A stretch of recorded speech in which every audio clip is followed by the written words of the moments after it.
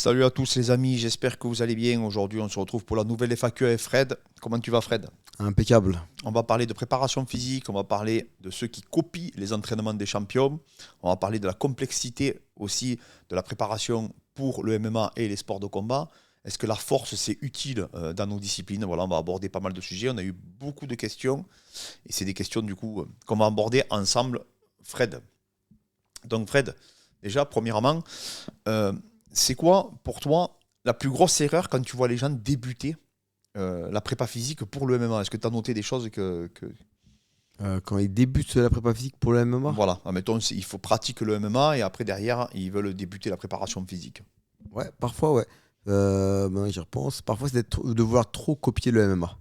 Tu vois, par exemple, les gens, bah, ils font du MMA, je dis n'importe quoi, mais en boxe, tu vas faire ce geste-là.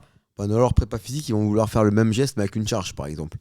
Ils vont vouloir faire du MMA, mais en gros, lesté, on va dire. Oui, bien sûr. Moi, je trouve. Après, il y a une posture qui peut. Il y en a, ils peuvent croire que c'est le bon choix.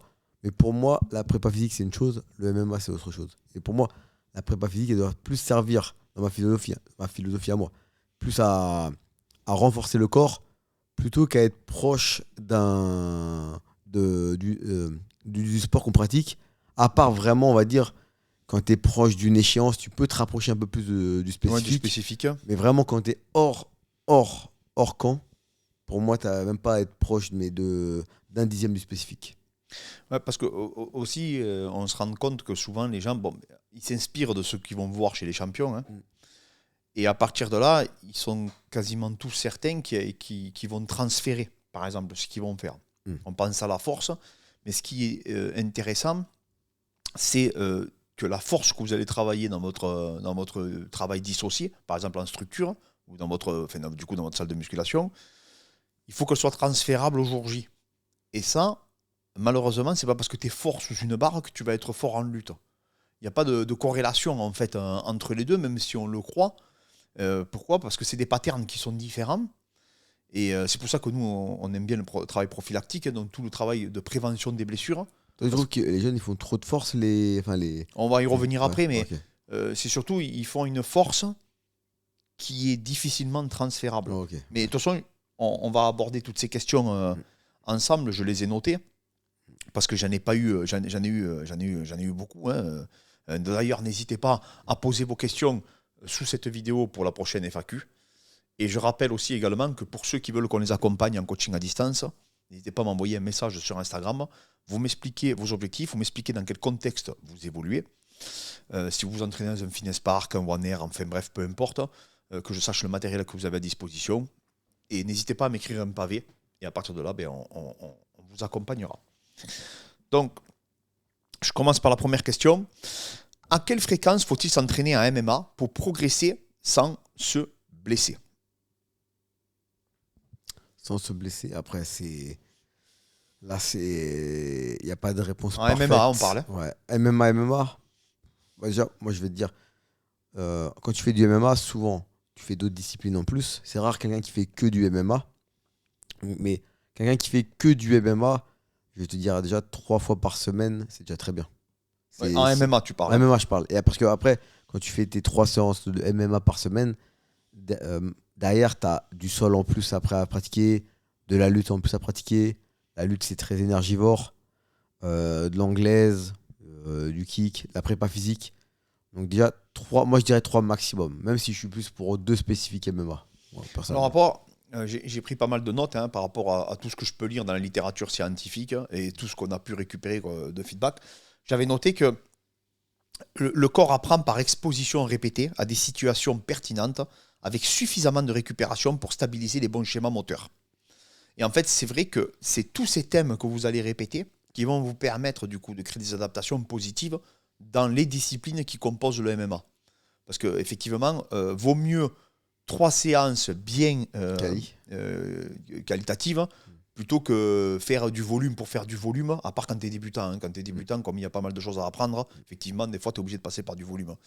Mais voilà, vaut mieux 3 4 séances qui sont bien dirigées, où vraiment on aborde tous les thèmes par rapport aussi à vos qualités dans lesquelles vous allez vous retrouver en combat, C'est ça pour moi qui est vraiment le plus pertinent, parce que ça va avoir une incidence significative dans votre capacité à apprendre, et du coup, dans cet apprentissage moteur, parce que souvent les gens, ils font pour faire, tu vois, il n'y a pas de but précis en termes de progression, c'est des sujets qu'on a beaucoup abordés, mais malheureusement, les gens, ils vont s'entraîner en boxe, mais ils vont tout travailler, alors qu'il faut gagner du temps, il faut optimiser ce temps pour en tirer le maximum de bénéfices. Alors, après, dire combien de séances de MMA, ça veut tout et rien dire en fonction de ce que tu fais dans ces séances-là aussi. Tu vois ce que je veux dire, il faut savoir que vague, MMA. L'intensité aussi, ça tue tes capacités, ça peut nuire à la capacité d'apprentissage. Hein, parce que quand c'est trop intense, les séances, eh bien, en fait, après, tu es dans un état, entre guillemets, de survie, et du coup, tu combats pour pas perdre, en fait, tu vois, avec l'appréhension. Tu n'es plus dans l'assimilation. Tu n'assimiles plus, tu t'enregistres plus, et donc ça peut poser problématique. Et inversement, parfois, c'est bien de mettre de l'intensité quand tu es proche d'une échéance pour pas être choqué le jour J non plus. Ouais, exactement. Après, derrière, c'est sûr que, parce que souvent, vous avez vu, on a des témoignages régulièrement des personnes qu'on va préparer qui nous disent, voilà, le premier round, j'avais la bouche sèche, je n'ai pas compris, au premier combat, hein, quand c'est chez les amateurs, souvent, on attend toujours d'avoir ce second souffle. Mais même chez les pros, hein, c'est observé ça. Ouais. Donc, ne croyez pas que ça vient que de vous. Deuxième question qui revient régulièrement, faut-il être fort physiquement pour être performant en MMA ? Alors, je vous ai pris des notes. La force est utile, mais elle n'a pas de valeur elle a de valeur que si elle se transfère. Et la force isolée, c'est ce que je vous dis depuis des années, se transfère mal. Et le combat, c'est une activité de coordination, de timing et d'adaptation. C'est ça, en fait, souvent, c'est ça la différence entre les disciplines fermées et les disciplines ouvertes. Je vous le dis souvent, discipline fermée, c'est par exemple, tu es devant une barre, donc tu dois soulever ta barre. La discipline ouverte, c'est le foot, le rugby, la lutte, le MMA. C'est-à-dire que tu dépends des actions de l'adversaire aussi également. Et souvent, quand c'est des disciplines fermées, imaginons un développé couché, mais tu vas faire de la force dessus, tu vas te dire que tu vas gagner en puissance, sauf que quand tu frappes un individu, tu es en mouvement, tu as des contraintes, du coup, induites par tes mouvements à toi, mais aussi induites par les mouvements adverses. Et c'est ça le plus gros problème, moi, que je vois en préparation physique, c'est qu'il y a des mecs qui disent ouais, en ce moment je suis en cycle de force, ils pensent qu'ils le transfèrent, mais ils n'ont aucun outil de mesure qui leur permettent de savoir réellement s'ils le transfèrent. C'est pour ça qu'on a des plateformes de force, on a le Schlagmesser aussi pour enregistrer et capter du coup la force que vous arrivez à générer sur des frappes. On a d'autres capteurs de force, vous savez, pour lesquels on va utiliser pour les tirages, etc. Donc tout ça, c'est des mesures qui se prennent et on s'est aperçu rapidement avec Fred que c'est pas parce que tu étais fort au soulevé de terre que tu allais soulever les mecs sur un double leg assez facilement. Non, c'est vrai. C'est vrai que ça, souvent, les gens, ils font ils pensent qu'ils soulèvent tant dans une barre, donc du coup, ils ont pris tant en force, donc du coup, ils vont être plus forts dans telle discipline. Ça arrive souvent, ça. Ouais, et du coup, j'avais pris une note que je trouvais intéressante. Un combattant, est efficace, n'est pas celui qui produit le plus de force, c'est celui qui produit la bonne force au bon moment dans une position instable. Et ça, il faut arriver à le comprendre et à l'assimiler. Parce que quand le mec il t'a sprolé dessus, donc vous avez vu quand les mecs tendent les jambes, là, que vous êtes un double leg par exemple, ou au rugby, hein, peu importe, hein, je vous parle de n'importe quelle discipline. Là, je vous l'illustre parce qu'on est une chaîne qui parle principalement de MMA, mais c'est valable pour toutes les disciplines. Mais il faut être capable d'être fort dans une situation inconfortable. Alors que quand vous allez faire, par exemple, de la préparation physique, souvent, vous êtes dans des situations qui sont plus ou moins confortables. Ouais. Tu vas attendre ton bon moment avant de soulever ta barre, tu vas mettre ta meilleure musique, tu vas... Et puis tu es dans un schéma avec un mouvement que tu respectes et ainsi de suite. Ouais. Attention, je ne dis pas de faire n'importe quoi, hein, parce qu'après, il y en a qui vont, pour justifier de faire n'importe quoi... Ils vont se faire sprawler un mec et ils vont soulever une barre. Ouais, voilà. Temps, ouais. Pour justifier ça, en fait, ils vont s'appuyer sur ça pour justifier le fait de faire des mouvements n'importe comment. Non, il y a quand même une utilité. Par contre, c'est la question, c'était s'il faut être fort dans physiquement. Pour moi, oui. Quand même. Pour performer, oui. Mais dans ton spécifique. Ouais, voilà, exactement. Voilà. Il faut être fort dans ton spécifique. Alors, Fred, troisième, ça c'est plutôt sur l'organisation. Comment organiser l'entraînement quand on pratique la boxe, lutte et sol ? Qu'est-ce que tu en penses, toi ? C'est-à-dire est-ce que tu vas faire une hiérarchie des priorités, par exemple ? Ah oui. C'est déjà pour moi la lutte, que tu sois même striker ou grappleur, la lutte, ça doit être le nerf de la guerre, entre guillemets. Parce que ça reste, comme on dit toujours, la discipline, que tu veuilles pas aller au sol, ou que tu veuilles y aller, c'est le nerf de la guerre. Donc pour moi, la lutte, elle doit être, on va dire, le point essentiel des trois disciplines. Après, que tu veux y mettre une composante plus lutte défensive parce que tu es plus striker ou lutte offensive parce que tu es un Rabib, là, c'est à toi de voir. Mais le point névralgique, pour moi, c'est la lutte. Et après, si tu veux mettre plus de séances de grappling derrière parce que tu penses que tu es un Abdul, ou si tu veux mettre plus de séances de striking parce que tu es plus un Connor, ça, c'est à toi de voir. Enfin, c'est vraiment la lutte qui va être prioritaire pour moi. Et le reste, c'est fonction du profil. Ouais, moi, je suis entièrement d'accord. Bah, déjà, sur l'aspect tactique et technique, bien sûr qu'il faut travailler la lutte. Hein. Que ce soit, il y en a qui font que de la lutte défensive, hein, par exemple. Hein, Ouais. Ils travaillent très peu leur lutte offensive. Et après, ce que j'avais noté aussi également, c'est par rapport aux athlètes que vous allez préparer, c'est un axe principal. Donc, selon la phase de progression que vous visez. Ça peut être, par exemple, je veux qu'il progresse au sol, donc je vais mettre un peu l'accent au sol quand on est loin de l'échéance. C'est des rappels techniques. Donc, vous allez travailler. Peut-être qu'il a un bon high kick, votre athlète, donc pourquoi pas tourner autour de ça. Et une charge physique, et ça je le répète, hein, parce que j'ai l'impression que c'est pas compris, une charge physique compatible avec l'apprentissage. Ça aussi, c'est quelque chose qui malheureusement fait défaut. C'est-à-dire que les gens, je te dis, ils s'entraînent comme des fous en pensant qu'au bout d'un moment, ils vont continuer à assimiler. Et combien on a récupéré d'athlètes qui étaient très fatigués, et quand on les préparait, c'était en miettes, donc ils n'arrivaient pas du coup à assimiler les recommandations techniques, tactiques que tu vas préconiser, quoi. Ouais. C'est vrai, et en plus, la lutte, même si tu es un striker que tu n'as pas envie de lutter, hein, t'as pas forcément envie d'être un Rabib, le jour où tu vas affronter un mec qui te fait que te lutter, si t'es pas habitué à avoir cette fibre, un minimum, tu n'auras jamais la fibre d'un Sadoulaef, hein, mais un minimum de fibre de lutte, tu vas t'épuiser trop vite. Donc moi souvent je dis aux strikers, on a eu quand même pas mal de strikers qui sont venus, on leur a fait beaucoup de lutte. Mais Jordan, en ce moment, par exemple. Oui, voilà, exactement. Ou Mathieu, quand il était venu, on lui a fait faire beaucoup de luttes. C'est pas pour que ça devienne des lutteurs. C'est pour que le jour où ils affrontent un lutteur, bah, leur corps ne craque pas. Alors qu'à l'inverse, un lutteur qui tombe sur un mec qui fait que de la boxe, son corps craquera pas. Je dis pas qu'il va gagner parce que bah, le boxeur va mieux le gérer à distance, le timing et tout. Mais c'est pas physiquement qu'il va craquer. En général, non. Ouais. Faudrait lutter pour au moins habituer votre corps à pas craquer, déjà, rien que ça. Ouais. Alors ensuite, j'avais une question. Alors c'est une question qui revient beaucoup, parce que visiblement, il y a pas mal de personnes qui sont concernées par alors c'est compliqué le surentraînement. Hein. J'ai déjà fait une vidéo sur le sujet. On avait partagé d'ailleurs une méta-analyse sur le sujet que vous pouvez retrouver sur le Club des Balaises. Donc, comment savoir si on s'entraîne trop? Donc ça, c'est quelque chose qui revient régulièrement. Donc à chaque fois que j'ai toujours la même question, mais du coup, je la réunis. Et alors moi, je vous ai pris des signaux. Hein. Ça sera beaucoup plus clair pour vous. Les signaux, en général, c'est stagnation ou régression. Ça revient fréquemment dans les témoignages ou nous, ce qu'on observe. C'est-à-dire que tu as un athlète, hier on en parlait d'ailleurs d'un petit jeune qu'on a, qui peut stagner, voire régresser. Une fatigue chronique, donc vous êtes fatigué et il n'y a pas d'explication, c'est-à-dire que vous ne travaillez pas plus, vous n'avez pas des soucis personnels.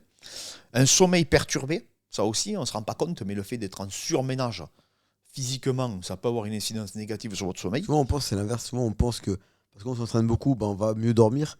Et en fait, c'est le surentraînement, c'est l'inverse. Oui, c'est ça.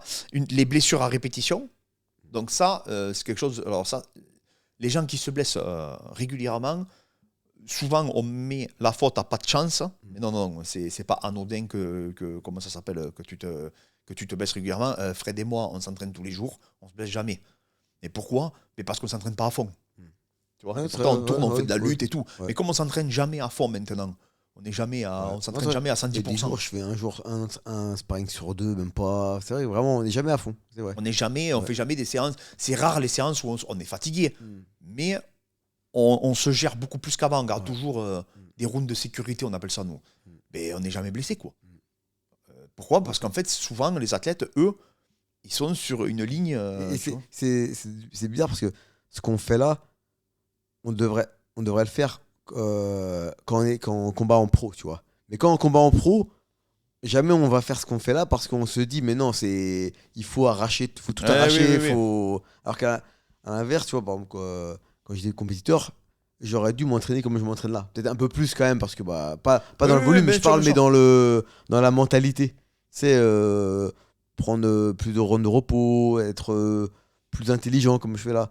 Et au final, quand t'es compétiteur, tu veux Tu le pas comprends prendre pas. de repos, tu veux tout enchaîner, t'es fatigué, mais tu rentres comme un débile dans le mal. Tu te Alors dis, après, attention, il faut c'est- travailler, on vous dit pas le ah non, bien contraire. sûr, Hein. ouais, ouais. Il faut Je t'entraîner parle pas beaucoup. dans le volume, là, je parle dans la mentalité. Dans la mentalité, nous on parle. C'est-à-dire, tu peux très bien t'entraîner beaucoup, mais faire quand même attention.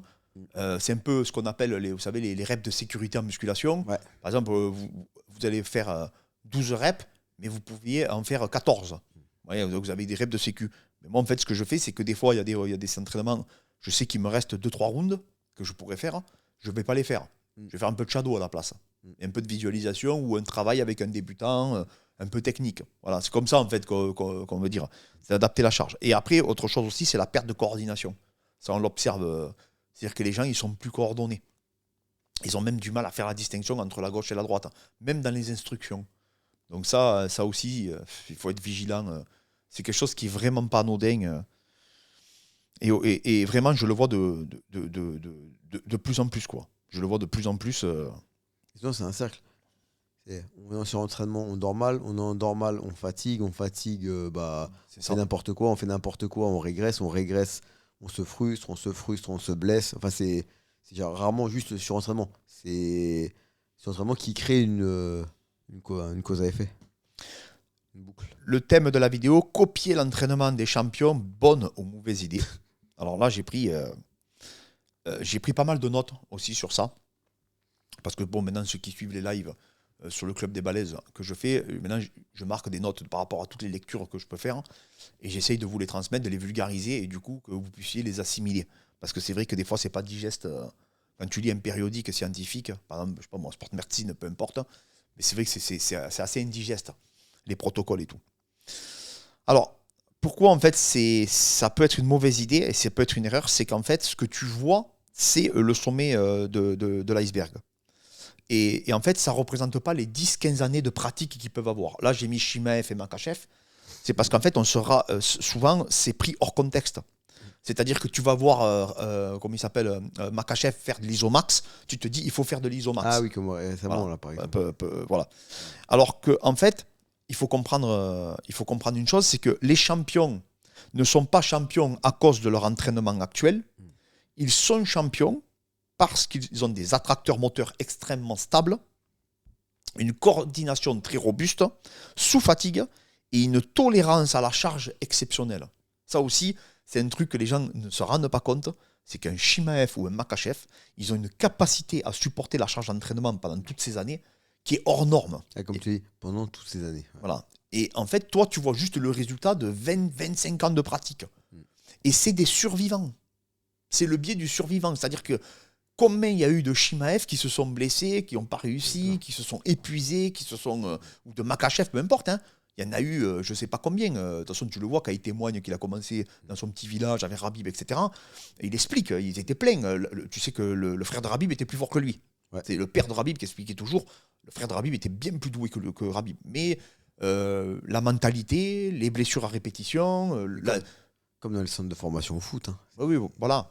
La démotivation, tout ça. Après, il n'y a pas tout le monde qui est fait pour être. Ah, c'est pour ça que c'est. Et après, par contre, copier, moi, je juge pas parce que je l'ai fait. Tu vois ton idole, il fait ça, bah tu veux refaire la même chose. Alors attention, les thèmes technico-tactiques, ils sont intéressants à récupérer. Hein. Non, mais tu sais, quand tu vois un truc faire un truc.